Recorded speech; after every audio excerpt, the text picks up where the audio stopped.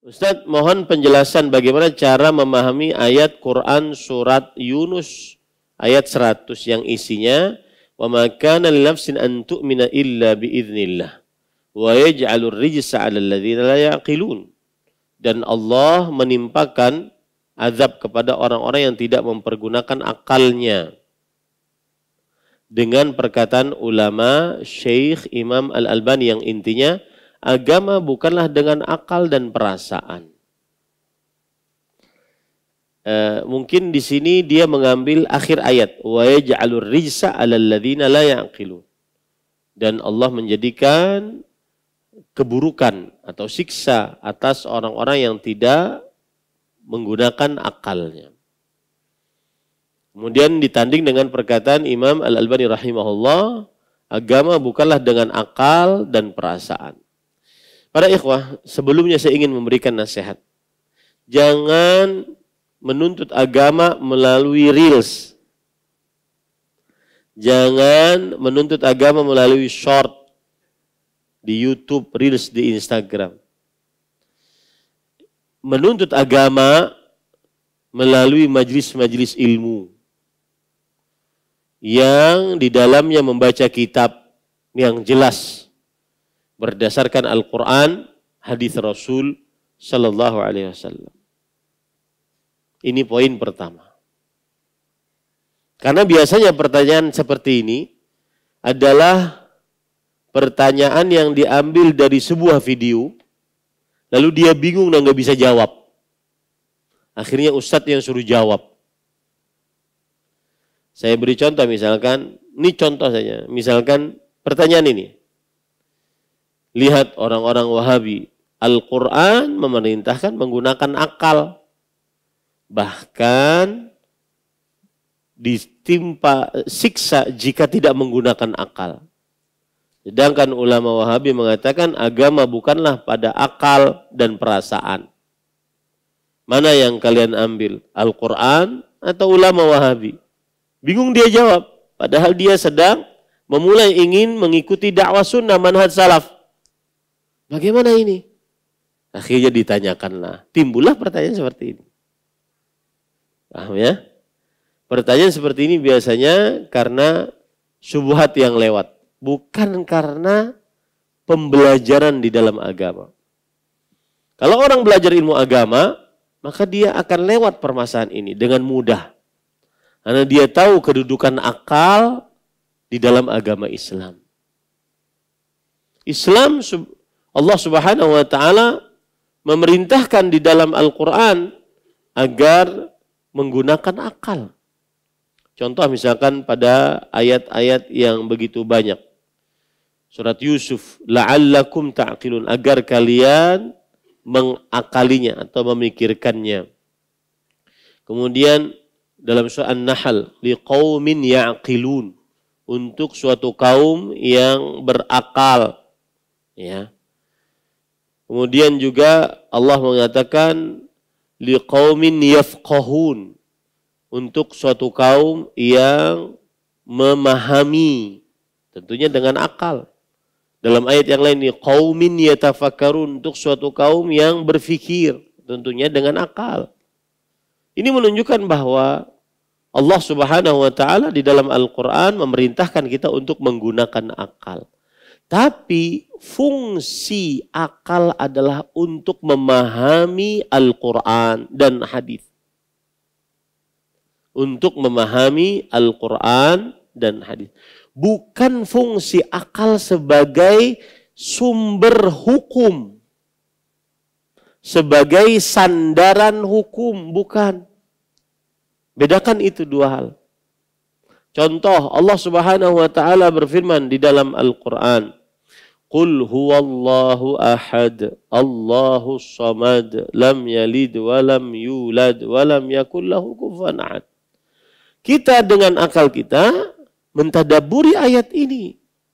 Kita dengan akal kita memikirkan surat-surat ini, ayat-ayat ini.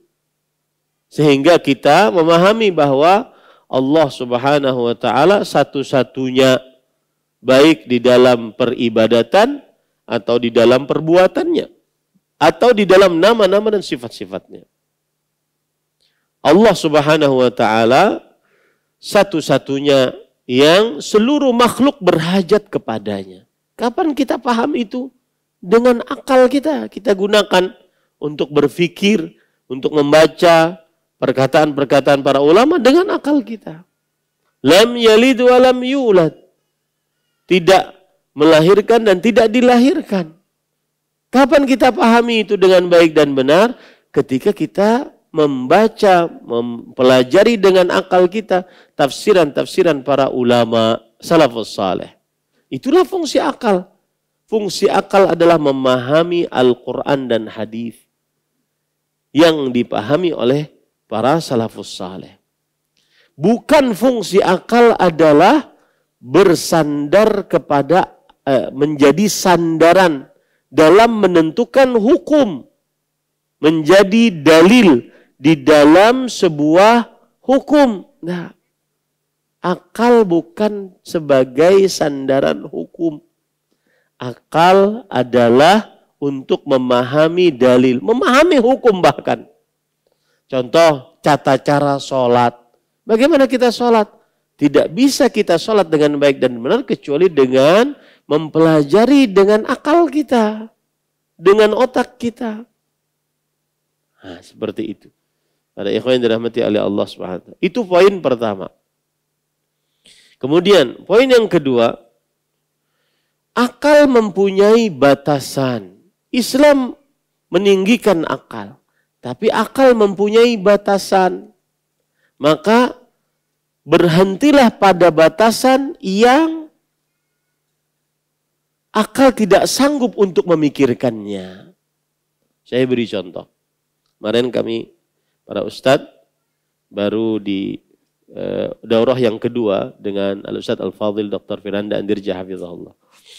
Dan sengaja beliau tidak datang ke sini karena memang waktunya sempit. Karena daurahnya khusus para ustadz. Saya beri contoh misalkan. Orang yang tidak menggunakan akal tidak pada tempatnya. Lebih dari tempatnya. Akhirnya kebingungan. Contoh misalkan orang-orang filsuf Yunani. Seperti Aristoteles, Plato, Plotinus. Mereka memikirkan dengan akal mereka bahwasanya Allah Subhanahu bahwasanya alam semesta ini dengan semegah ini pasti ada penciptanya. Sudah bagus. Cuma yang mereka salah adalah ketika menggunakan akal mereka, mereka katakan ini air masuk ke dalam sini. Pasti ada yang memasukkannya. Ini botol plastik, pasti ada yang membuatnya. Kemudian siapa pembuatnya? Pembuatnya siapa lagi yang membuatnya? Pembuatnya siapa lagi yang membuatnya? Sampai kepada suatu materi yang maha sempurna, yang tidak bergerak apa-apa. Itulah yang disebut oleh mereka jauhar. Itulah Tuhan. Menurut akal mereka. Jadi mereka sudah keluar dari batasan akal mereka. Ya. Karena kalau seandainya masih ada yang dibuat berarti itu masih terjadi perubahan-perubahan. Setiap perubahan terkenal dengan makhluk. Sedangkan Allah qadim, tidak pernah berubah. Statis, tidak pernah berubah. Nah, makanya kaum filsafat akan menyimpang ketika dia berbicara tentang ketuhanan. Kenapa? Karena dia menggunakan akal di luar batasnya. Datang kaum filsafat ini diikuti oleh filsafat-filsafat, kaum filsafat dari Muslim. Atau yang menyandarkan dirinya kepada Islam. Ibnu Sina, Ibnu Fawrak, dan seterusnya. Datang ini kemudian dibantah oleh ahli kalam. Ahli kalam ini seperti orang-orang Mu'tazilah, Jahmiyah. Kaum filsafat ini seperti Jahmiyah dan Mu'tazilah. Makanya mereka mengatakan Tuhan itu tidak punya sifat. Karena kalau Tuhan punya sifat, maka akhirnya Tuhan itu bergerak. Sedangkan Tuhan itu statis, tidak bergerak karena dia kesempurnaan. Ketika ada orang bergerak, itu berarti mengerjakan sesuatu yang baru. Dan sesuatu yang baru itu tidak terjadi pada Tuhan. Tuhan sempurna. Nah, itu diikuti oleh kaum Jahmiyah, kaum Mu'tazilah. Baru nanti datang yang membantahnya, ahli kalam, ingin membantah ini. Tapi sebenarnya sama saja mereka meyakini dengan akal mereka bahwa Allah itu tidak boleh bergerak, harus statis. Nah, ini contoh, saya berikan contoh bahwa semua yang akal tidak sanggup, maka tidak boleh kita menggunakan akal di dalamnya. Ya, tidak boleh kita menggunakan akal di dalamnya. Ini para ikhwan yang dirahmati Allah. Kemudian yang ketiga, Islam mengagungkan akal. Karenanya salah satu syarat benarnya ibadah ketika orang berakal. Ya. Seperti itu. Jadi bukan berarti Islam menolak akal, tetapi akal diletakkan pada tempatnya. Saya ulangi tadi, akal tadi adalah digunakan untuk memahami agama, bukan untuk mendebat agama atau mempersoalkan agama, memahami agama. Yang kedua, akal ada batasannya. Tidak boleh dia menggunakan akal lebih dari batasannya, karena akan rancu nanti.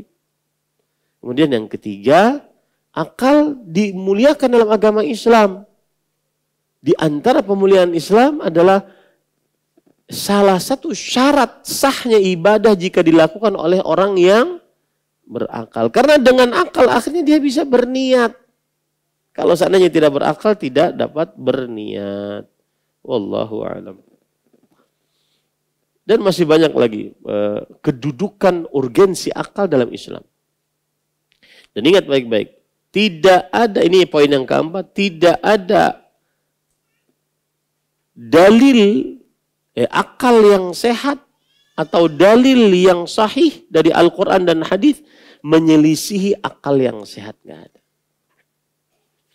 Kemudian para ikhwah, yang kelima, perkataan Imam Al-Albani rahimahullah bahwa agama bukan bersandar kepada akal dan perasaan, ini diambilkan dari perkataan Ali bin Abi Thalib, sahabat Rasul sallallahu alaihi wasallam. Lau kana ad-din bir-ra'yi lakana asfalal qadamain aula bil massi min a'lahuma. Kalau seandainya agama itu dengan akal, dengan pikiran, dengan ra'yu, pendapat, maka niscaya kalau orang sedang mengusap di atas dua sepatu khuf, yang diusap di bawah lebih utama dibandingkan yang di atas. Kan ada di dalam syariat fikih kita, mengusap di atas dua sepatu atau mengusap di atas dua kaos kaki. Kalau kita berwudu tidak membuka kaos kaki, tidak membuka sepatu. Maka kata Ali bin Abi Thalib, kalau agama itu dengan akal, dengan pendapat, mengusap bawahnya yang kena tanah itu lebih utama dibanding mengusap atasnya. Tetapi syariat kita dengan wahyu dari Al-Quran dan hadis, maka yang diusap adalah sebagaimana dicontohkan oleh Rasulullah SAW, atas punggung telapak kaki. Paham ya ini pada ikhwah? Wallahu a'lam. Terima kasih. Jazakumullahu khairan wa barakallahu fikum. Video ini dibuat atas partisipasi dari donasi Anda. Semoga menjadi amal jariah bagi Anda semuanya.